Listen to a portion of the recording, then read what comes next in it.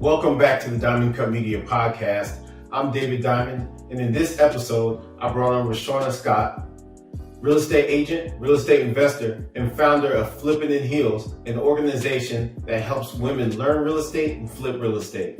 We went over a range of topics in this episode: business, marketing, life, entrepreneurship. So you'll really enjoy it.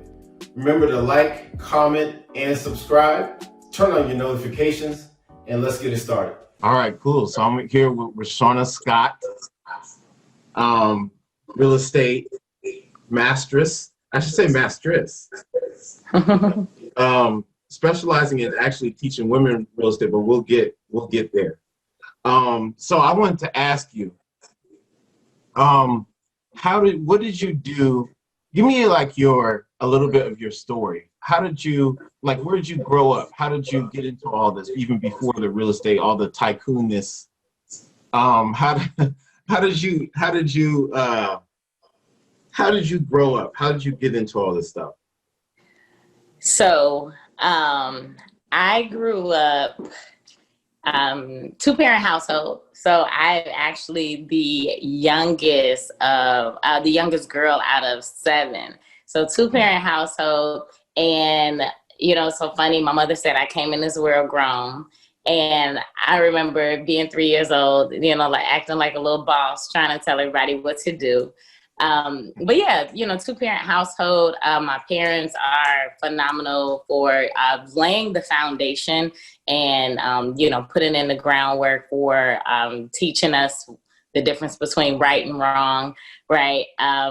And, typical middle-class upbringing, born and raised on the south side of Chicago. I cannot forget that, cannot leave that out. And so, yeah, public school, right? And then I also did not go away to college like a lot of folks did. So I remember, Obama just getting elected. I want to say it was my when I was graduating high school, and I remember at that time there was such a big discussion around the growing rate of student loan debt. And I knew that I wanted to be financially free. I knew I wanted to, go into entrepreneurship. I knew I wanted to be successful. And I was like, man, forget this student loan debt stuff. I'm going to stay home and work my way through college, right? So I paid my way through school. And if I couldn't afford to go to school one semester, I didn't go, I didn't believe in taking out a bunch of loans and that sort of thing. And so, but I used up all the free grants and money that I could. I made sure I applied every January. But other than that, so undergrad in business administration and entrepreneurship.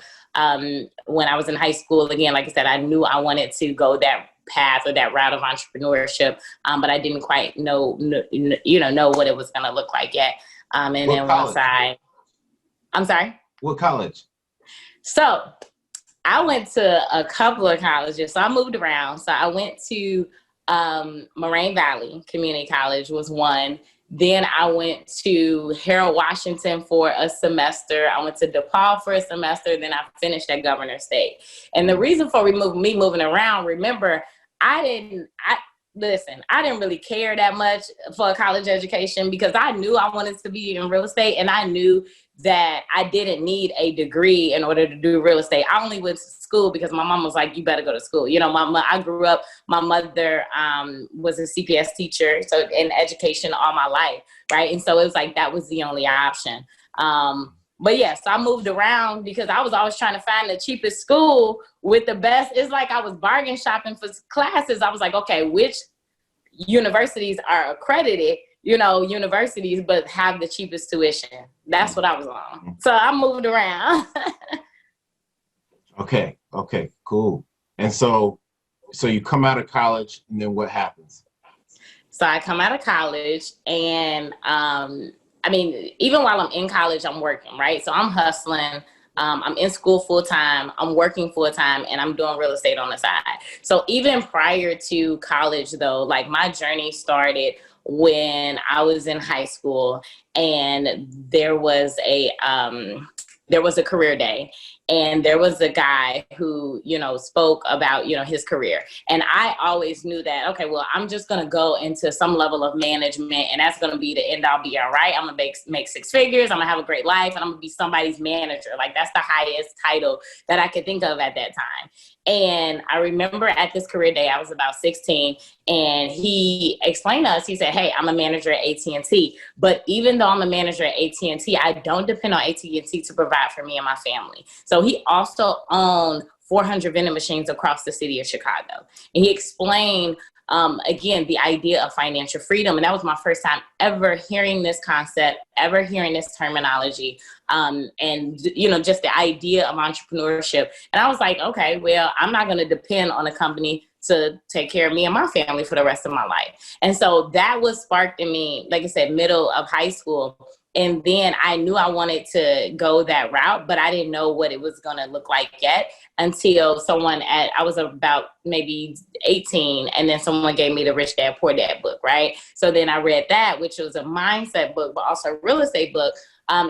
And when I read it, I said, okay, I knew where the path that I wanted to go. And then once I read that, that was confirmation that real estate was going to be the way. So like I said, even while I was in high school, like I knew that I wanted to do more than that. So even after graduating high school, I was still on this track to, figure out this real estate thing. Okay. So that was, you actually answered my second question, which was going to be why real estate and not something else? And so you kind of already answered that. So you come out, you start doing real estate. So when did you start real estate? Like, was it right when you got the bug, like when you got the idea, or what happened? Did you have to get led into it? Did you find a mentor to what, or you just figure it out? So I was actually blessed to have a mentor. I remember in high school, a girl that I was on the dance team with, her dad, I remember him doing something in real estate. And when I decided that I wanted to do real estate, I talked to him. I said, hey, I want to figure out this real estate thing. And he was like, okay, well, meet me at the library and we'll sit down and we'll figure it out. So we sat down and he broke down the fundamentals and laid it out for me. And from there, I started my first business when I was 19. I built up a business line of credit. He really, like I said, just laid the foundation. But then I was like, what's next? And I had to do a lot of figuring it out. So that was my first intro to real estate. And then also after that, I understood the difference between an investor and an agent, but like I said, the investing thing just seemed so big. It seemed so out of my reach at the time. And so I had also had another friend who was also a mentor who I went to church with, and she ended up taking me under her wing. She was like, hey, look, just get your real estate license. And I was like, it's easy, it's just a matter of taking a class and taking the test. Like, I can do that. So let me go ahead and do that and get my feet wet and see, what this real estate thing is about. So that's why I said, like, I was working full time. I was in school full time and doing real estate on the side. I went ahead and got my license, and I started working in real estate to understand the ins and outs of, real estate law. Okay.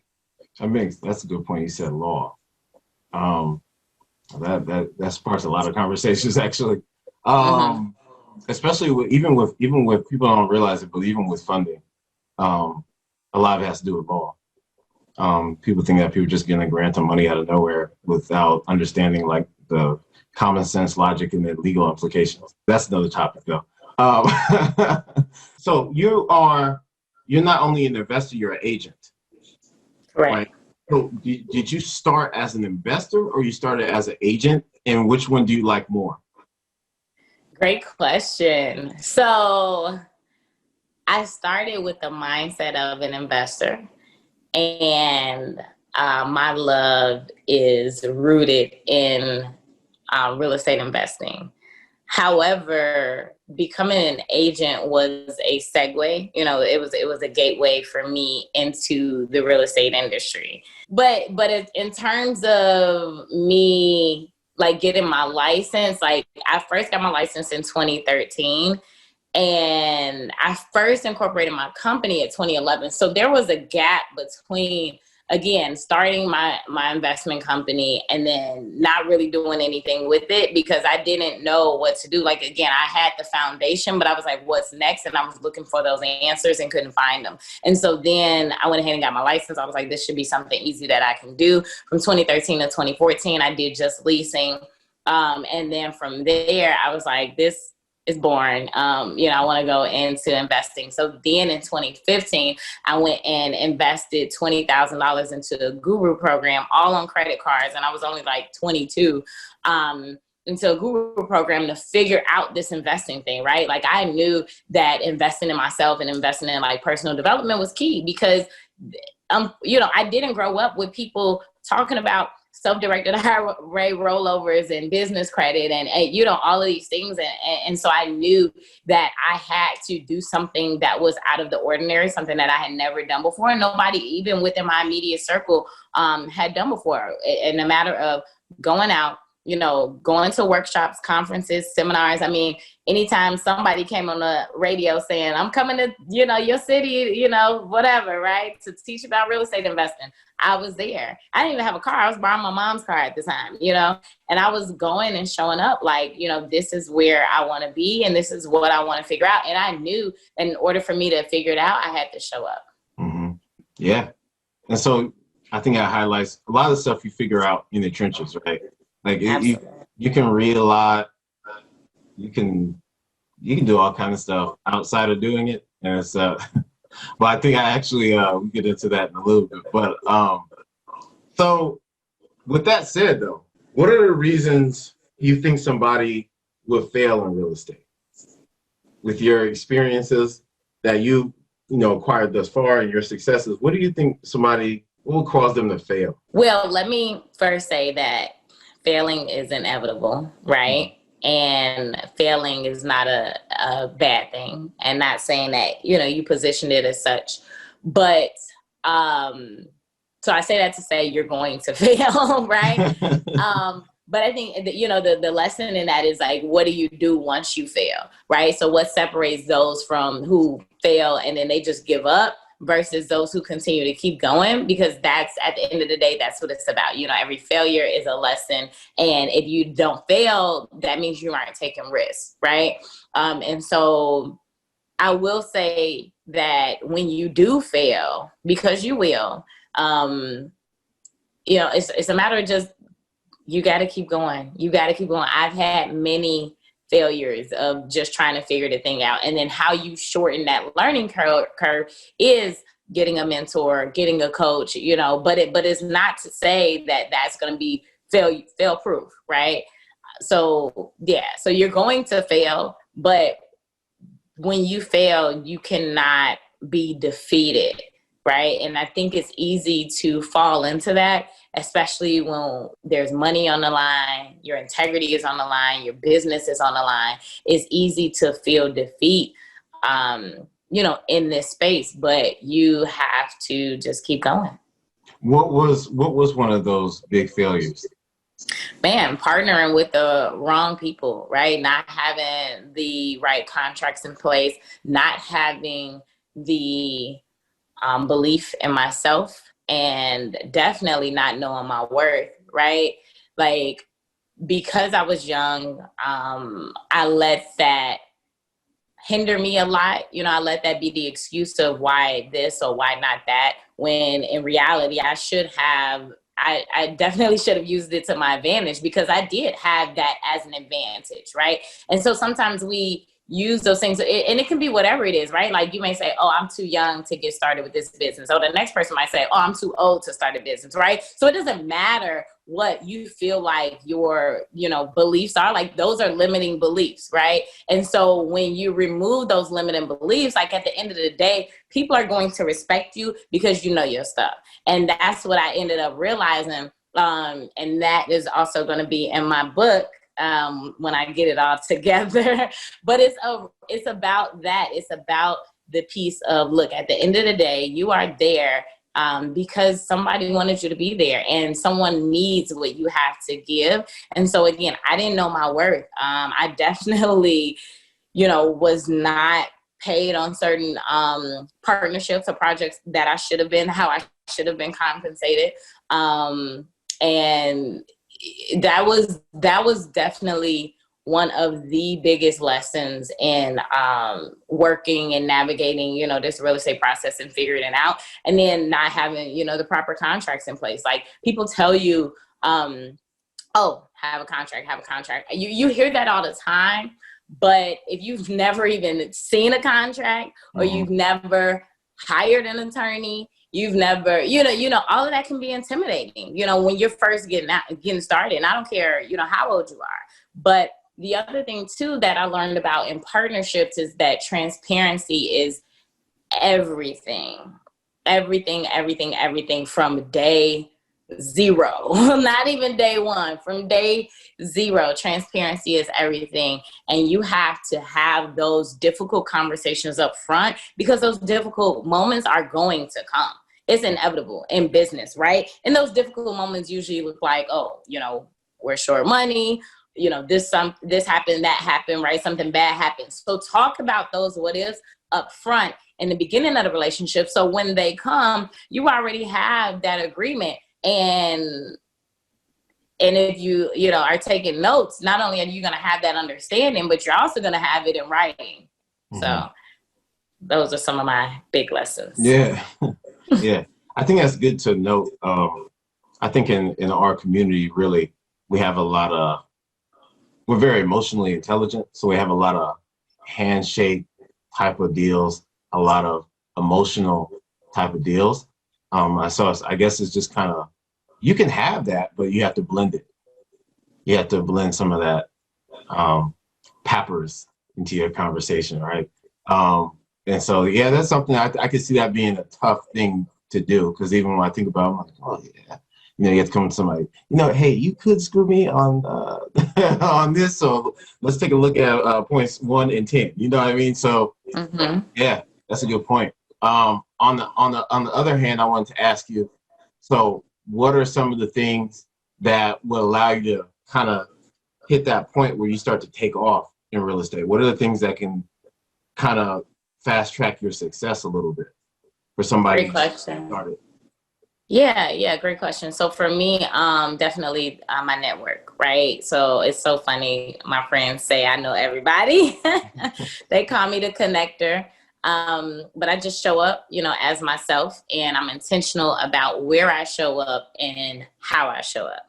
And, realizing that in relationships, there is an exchange of something, right? Some value, some time, some information, something. And so when you give, I'm a huge giver. When you give, what you put out, you receive 10 times back. And so when you show up as your authentic self, those genuine relationships will, they'll evolve, they'll form, right? Moving outside of your comfort zone, having an accountability group is also key in fast tracking that success, because it is difficult. It is hard to get started and to be successful in this industry. I'm not going to sugarcoat it, but having, that, like I said, that accountability piece is going to be big, is going to be key. Also branding, like when my branding and my marketing took off, my business took off. And from that, it was, it's also showing up as your authentic self and documenting your journey. I share this often because so many people are not on social media because they're like, oh, I'm not good on social media. But you have a business and it's 100% free advertising and marketing, right? Like, would you rather go pay for leads, or would you rather figure out how to get good on social media, right? Because it's almost like if you're a business owner, it's a no-brainer. It's an absolute must. It's your social resume, right? So I tell people, get rid of the imposter syndrome. So many people are not putting themselves or their business out there on social media because they're like, oh, well, I don't feel like I'm an expert. Or I don't feel like I'm a guru. I don't feel like I know it all. And guess what? I don't know it all. And when I first got started, I definitely didn't know it all. And I still don't know it all. But what I also say is that how many people would be left uninspired if I had waited to share my journey until I felt that I knew it all. Right. So it's not about that. It's not about you. It's not about, if you think you're ready or not. The world needs what you have to give, and your customers are waiting for you, right? Your customers, your clients, the deals, the connections, the opportunities, because I put myself out there in such a way that I was educating my audience and sharing, just documenting my story and sharing what I know, the opportunities and the clients, they came. Yeah, it's funny because it all just, what you said is huge. Like, I used to try to tell people this stuff all the time and nobody wanted to hear it. So I stopped saying it. I used to try to tell people. That's the funny thing is that's why, to this day, I just keep it Diamond Cut Media. It was David Diamond Media. I just used my name, and then I kind of just played off my name called Diamond Cut Media. And I was heavily focused on marketing stuff. And, I would try to tell people how important it is and all that kind of stuff. And the marketing is what actually changed everything. No matter what I sell now, like, because I also have a long financial background, and I went to school for that and stuff as well. But the reality is the marketing is actually like what do you call, like the engine, the rocket. It makes, like you were talking about earlier, would you rather pay for leads or would you rather leads just show up? I'd rather leads just show up. Absolutely. I'd rather be booked out for months.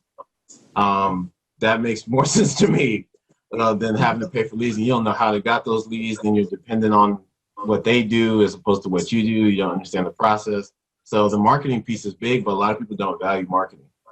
It is almost impossible to articulate value to marketing.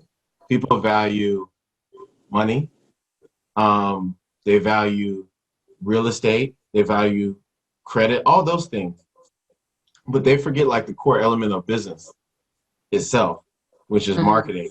So if you, like, those other things are important too, but they're more important when you actually have an engine, right? Like you already have like a system that works. So if you have a system that works already, then you plug in the money, you plug in the line of credit, you plug in I'm saying this as somebody who runs a funding company every day.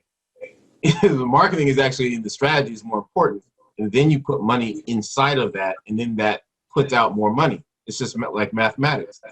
I don't know how your college was, but I'm sure you guys had to do a ton of math in your business program. I know I did. I was straight more finance based, but still. It's like any equation. It could be like algebra. 3x plus 2. You plug in the variable for x plus the 2, it's going to give you a higher number. Yeah. What happens is people will have, 1x minus 3 and plug in 1 and then think that they're going to get 10 out. You know what I mean? So that's because the marketing and the strategy part is not taken care of. So what you said was real big. I hope that doesn't go over everybody's head, but for some reason it's very hard to articulate the value of marketing and strategy and whatnot. It just opens so many doors. They're so confused. I don't know what to do. I'm like, dude, no one knows what you're doing. Right. First of all. Yeah, first of all, nobody knows. I also don't think, because I know you probably look at your analytics, people don't realize the follower number is not the number of people that are impressing on your content. The right. Impressions, they're like in the millions. You literally have to have millions of people come across your stuff for it to trickle down to be of value to you. So I think people kind of sleep on that. And I'm so glad too. So you also mentioned, just in regards to not knowing what to post. And I got to shout out my girl, King Ashley Ann here, who is the queen of marketing. And she has a thing where she tells people to figure out your posting cycle. What is that? What is your posting cycle? And what does that look like? So just really, to go through really quick, you already have a theme or a tone for your page, right? And you already know, okay, this is the type of content that I want to put out, and this is the type of content that I want to share. And you already have it listed out, maybe 20 things or tips or topics of things that you want to post about. So when you ever feel stuck, you can go and say, okay, I'm going to post an article today. I'm going to post a tip today. I'm going to post a quote today. I'm going to post this or this or this today, because you already have it outlined of what your page is about and what that looks like. Also, you mentioned, the insights and paying attention to those, especially if you have a business page, you're able to click at, more or additional information. You're able to see how many people are commenting on your content, how many people are saving it, sharing it, liking it, how many people you were able to reach, and follow the numbers, right? Numbers don't lie. And if your audience, if you're trying to grow your following, your whatever, your engagement, share more of what people want, what people like, what people, came to see. I remember posting, gems and content and tips, and it's, hundreds of likes and shares, and then I post a selfie and it's like, a couple, and I'm like, wait a minute, I know I'm cute. Y'all not about to make me feel self-conscious, but and I say that jokingly, but the point is that my audience wasn't coming to me because I'm an Instagram model, right? Or maybe, because I thought I was cute. They're not coming to look at me. They're coming to get the content and the gems and the information that I'm putting out. And that's how I train my audience. And then when I realized that, I still post my cute selfies here and there, but at the end of the day, I'm going to put out that content because that is what's going to turn into dollars. Bingo. Yeah.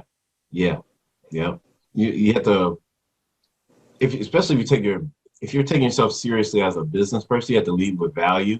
So it has to be a whole bunch of valuable stuff before everything else. In most cases. Now I know this might be some people that get away doing it the opposite. But in most cases, I said 9 out of 10 cases, you need to lead with value. And then you'll realize, like how you said, it's so funny. You post something like, you just hanging out or something, it's just like, no. Right. We want to learn something today, which is good. Right. Because then that sells on the back end. We want to learn something today. Exactly. Right. So that's a good point. And King Ashley Ann, she's a beast.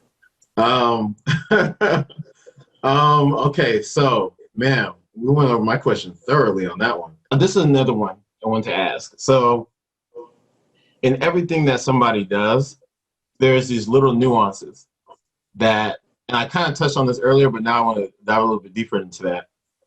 There's these little nuances that you'll only find out from really doing it. You know what I mean? They every once in a while it may pop up.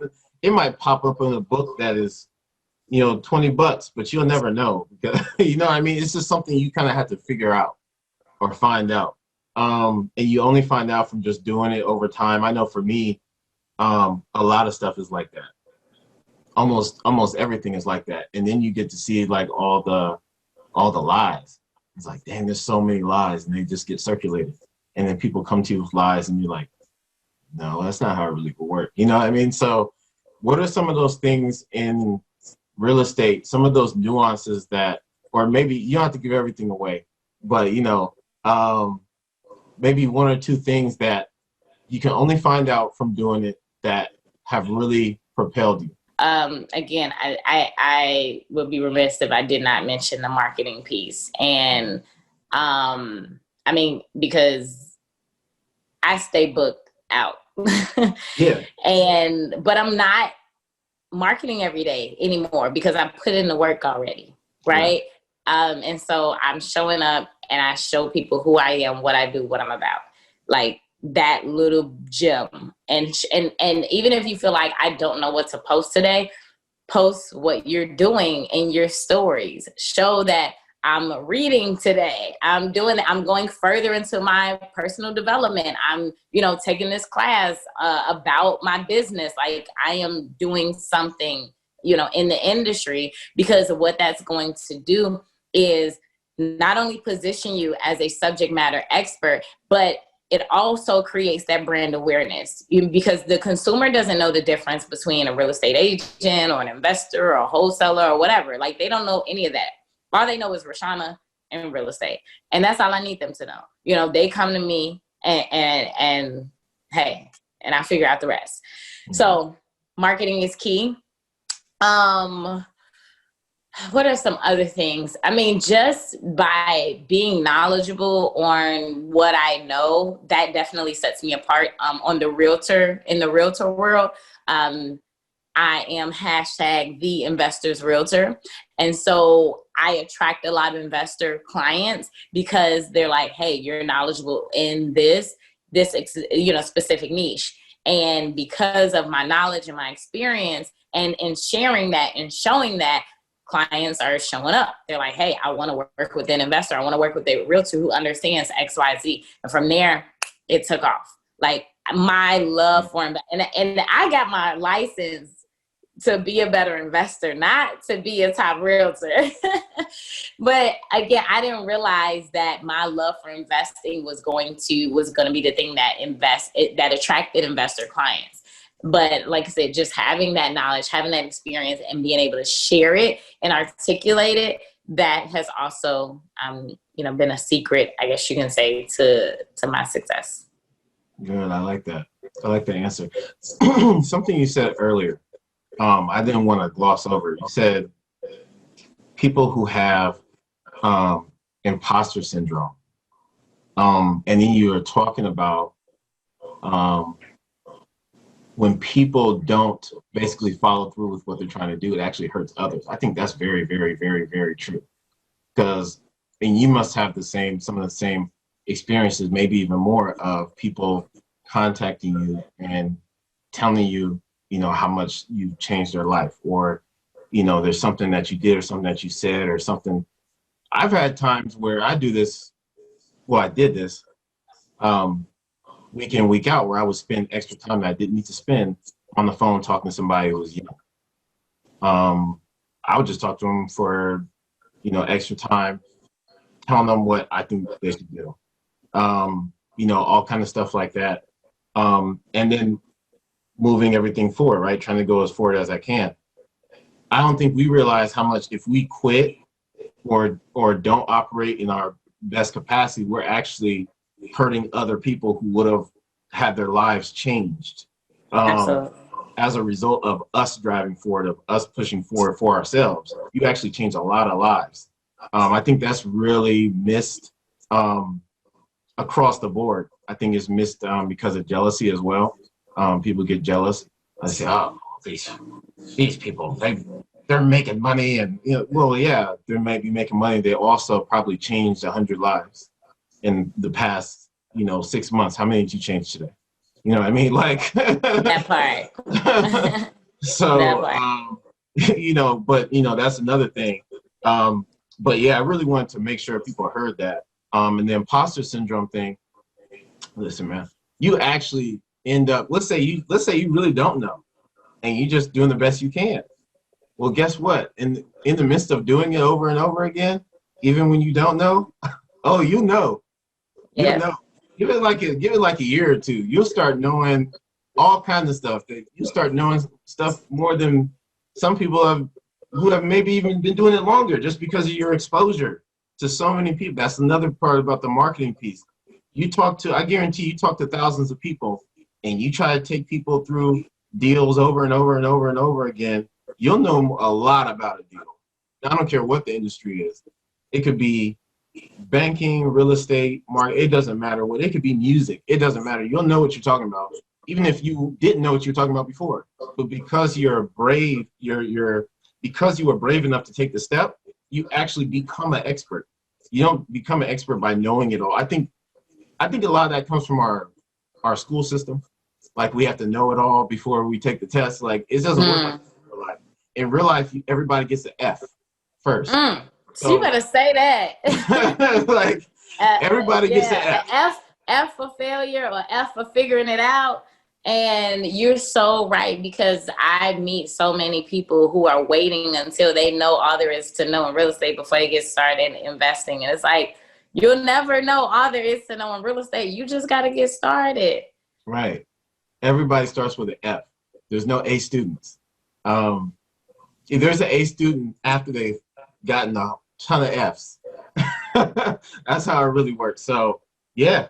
So I don't want to let that pass. Those are some really, really important things that you said that if somebody watches, that might be the most important thing that they take away.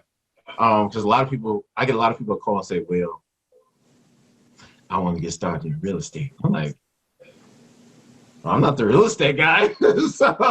so I'm like, why don't you just go get started in real estate? You didn't need no money to get started in real estate. I mean, you might need $1,000 for earnest money or something like that. I mean, and you could probably push that out. You can probably keep playing the game and keep not picking up the phone until, there's little games that you can play in real estate. We're a lot of real estate guys. So there's little games you can play if you don't have that much money. You could go out there and panhandle for 2 weeks for $500 and then, borrow $500 from somebody. And out there, people don't realize people always make it about money. It ain't about money. Most things you don't need money to start. Right. You just need like some strategies or something. Yeah.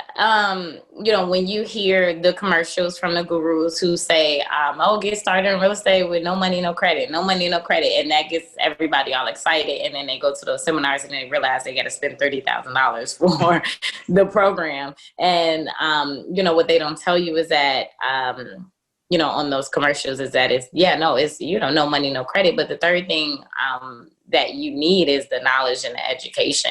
And there's so much information out there today than there was from when I got started. I mean, YouTube University got, literally, you talking about getting straight A's. If you get a straight A in YouTube University and whatever the industry or the topic it is that you are researching, I guarantee you'll be ready you'll be more than prepared to go and, take action.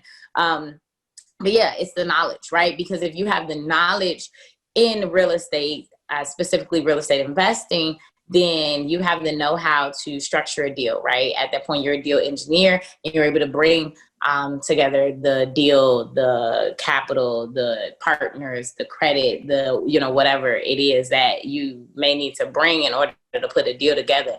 Also, without you having to put in any money or any credit, but you have to have the know-how. Mm-hmm.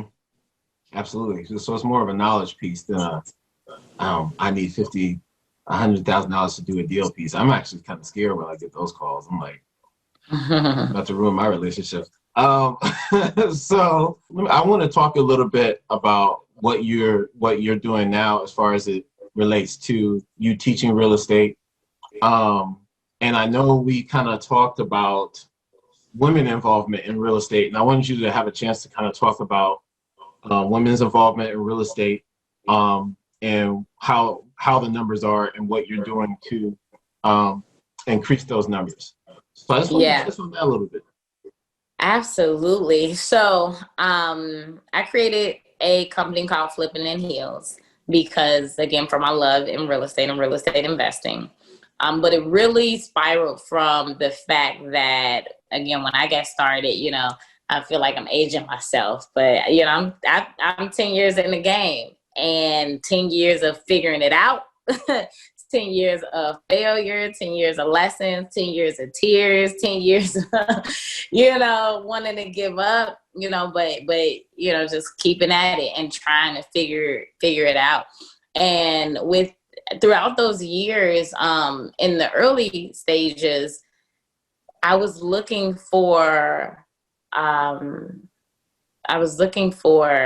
the female, the strong, what black or not, but black.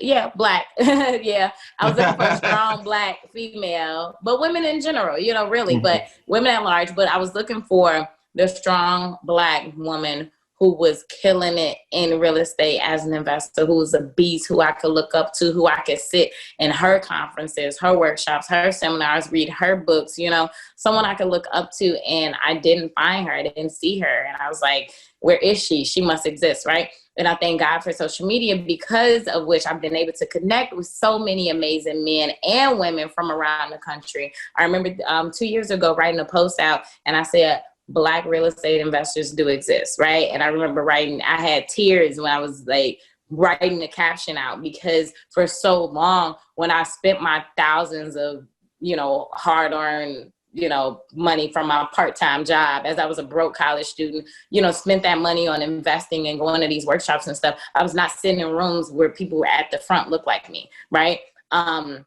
I didn't see that around me at all. And so now to be surrounded by that, I'm so grateful, and I want to bring more of that to the forefront. And so the purpose of Flippin In Heels is to highlight that, to bring women together, within the community, to support, to encourage, to educate, to uplift. And within Flippin In Heels, Flippin In Heels is the overall brand, but I have a membership group called Infinity, and we are nationwide. And the reason for even the name of Infinity is because I believe that wealth building should be an ongoing conversation.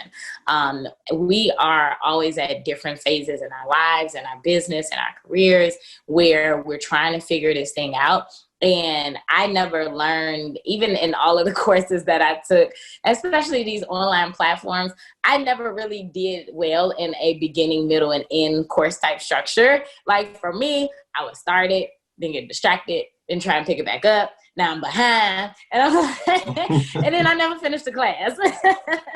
And so in doing this and putting together something and really figuring it out what it was going to look like, I wanted it to be a community and to see what it has grown into. I'm so grateful and I'm so blessed because it truly is a community. I mean, we have a book club, we're checking in on, marketing and branding.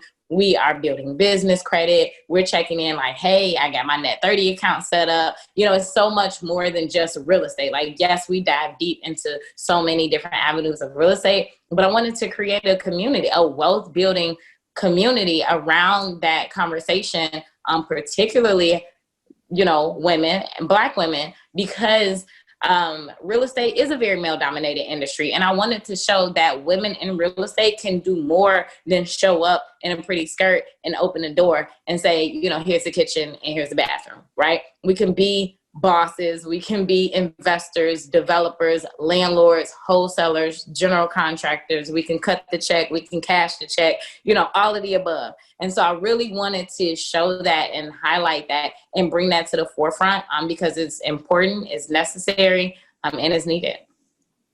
Yeah, no, that's great. Now, for some of the men who hear this, do you teach men? or they gotta find one of the 85,000 men that's out there. Men can click the link in my bio.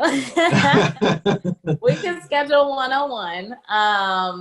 I don't have a community for men though, but a friend of mine actually has one coming up. So, I'm not sure by the time this airs or whatnot, but definitely you guys connect with me. Any information that I get for men, I will totally be putting it out on my social media channels because it is important across the board. And I remember, so before I got so niched into real estate, I was building my brand and I was more so focused on like financial literacy as a whole and in general because that too was important to me. The fact that, okay, we aren't talking about how to have a good credit score at the dinner table, right? We aren't talking about budgeting and what that looks like and what that means. And we aren't talking about what the monthly bills are, what the numbers are, what we aren't having those conversations. And I remember being at a job that I used to work at downtown, and I was on an elevator and it was around the holidays, and the little TV that they have, in the elevators where it says like the weather for today and the news and stuff like that. It said the top 5 conversations to avoid among family around the holidays. Number 1 was death, and number 2 was finances. And that stuck with me because I was like, since when has it become so detrimental to discuss finances within, a family setting, right? And I think that in our communities, like that's the problem. That is the problem within our communities. The fact that we aren't saying, hey, this is my credit score because we are ashamed or we feel like the next person is going to talk down about us, instead of saying, for me, listen, anybody knows. And you know what? I have testimonies. I have stories. I have family and friends who had 400 credit scores when we met, or at some point, you know, along their journey, and now they're 7+, right? Because it's about having those conversations. You don't know what you don't know, and oftentimes, again, we aren't the only ones. I know I'm not the only one who didn't have these conversations when I was younger. And so now that I know what I know, it is my responsibility, it is my duty to give back and share that information, you know, with my amongst my people. And so I say all that to say that yes, it is so important, man, woman, you know, whatever, whoever, that we have more of these conversations. And so yes, yes, I have, you know, my group for women, but I wholeheartedly believe that the education needs to be widespread among everybody for sure. Yeah.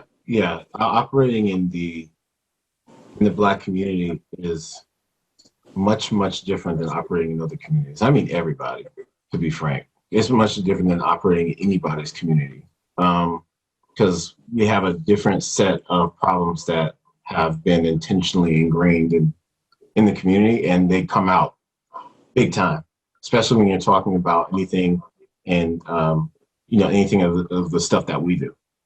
It comes out so fast. Right. Oh, I want to get such and such amount of money. Okay. All right. Well, how's your credit?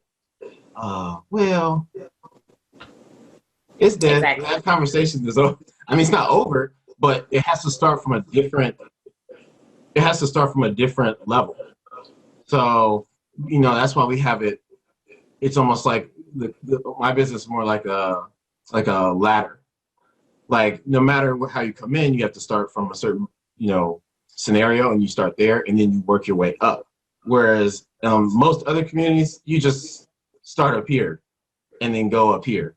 Whereas we have to go 1, 2, 3, 4, 5. So you can't actually. Wait, it's more like 1, 2, 3. Oh, I just fell and tripped down to 2. Wait, yep. Okay, 2, 3, 4, 5. Oh man, my shoe is untied. Yep, exactly. Right. Mm-hmm. And that's a completely different type of business. And you actually, to make money in that business, you have to do your business a different way than other communities have to do. So it's actually a lot different. And I think also too, in knowing that your first order of business is self, right? Your first order of business is home, and taking care of those personal finances so you can go and do business in the real world. Right. It actually starts on all the personal level. I try to explain that all the time.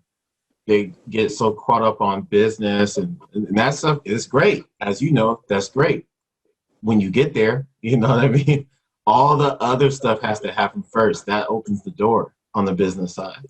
And so, you know, hopefully people can understand that, take that away. And then also, if they've spoken to me or anybody else, or anybody who works with me, it won't just be us saying it. It'll be you saying it now. So you get another word.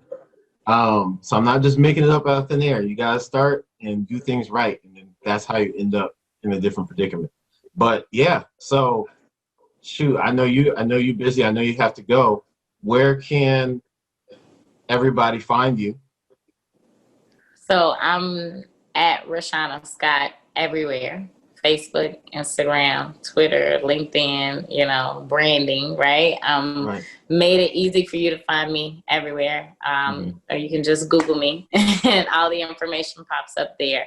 Also, Flippin In Heels is where you can find my Instagram for the ambitious, tenacious woman. Looking for a community of other women in real estate. We are nationwide, 300 women strong.